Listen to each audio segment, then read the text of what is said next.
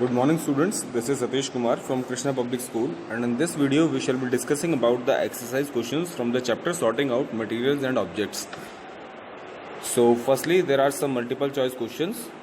So the question number first is which one is not matter. So आपको पता है कि मैटर वो होता है जो कुछ स्पेस भी ऑक्यूपाई करता है और जिसका कुछ मास भी होता है.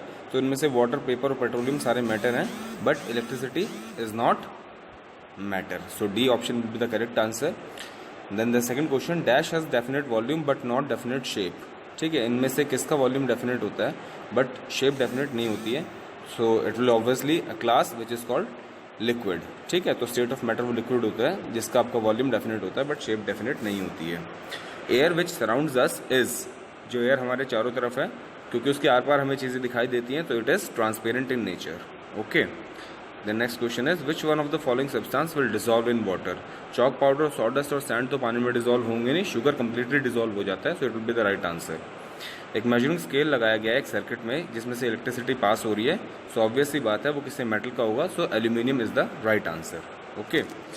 Then next comes which of the following is not float in water. इनमें से कौन सा पानी के अंदर फ्लोट नहीं करेगा, तो that's quite obvious, stone will be the right answer.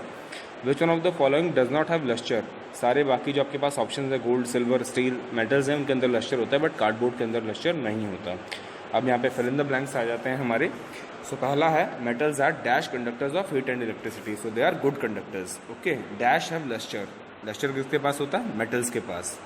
Classification is of things is done on the basis of properties and uses. In solids, dash are closely packed.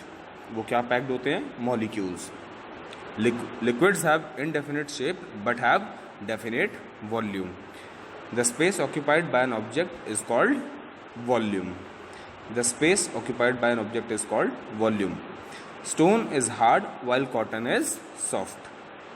As we know that petrol is dash in water, petrol घुलता नहीं पानी में, तो it is immiscible. Plastic is a non magnetic material क्योंकि वो magnet को attract नहीं करता है.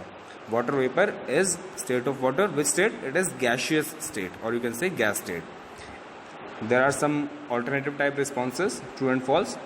सो grouping of things is useful for understanding their properties and using them. It is quite true. हम इसीलिए तो क्लासिफिकेशन करते हैं, उनको समझने के लिए, उनको उनके यूज़ के अकॉर्डिंग. ठीक है. Next is all liquids and gases are soluble in water. This is false. ठीक है, क्योंकि इमिसिबल और मिसिबल लिक्विड्स होते हैं. देन येस और no type question, do all metals conduct electricity? No, this is not correct because there are few metals which do not conduct electricity.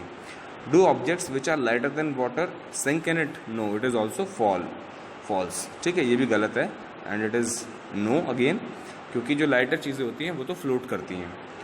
Next, some right और wrong type question. Classification is done on the basis of dissimilarities only. This is wrong because similarities को भी हम consider करते हैं.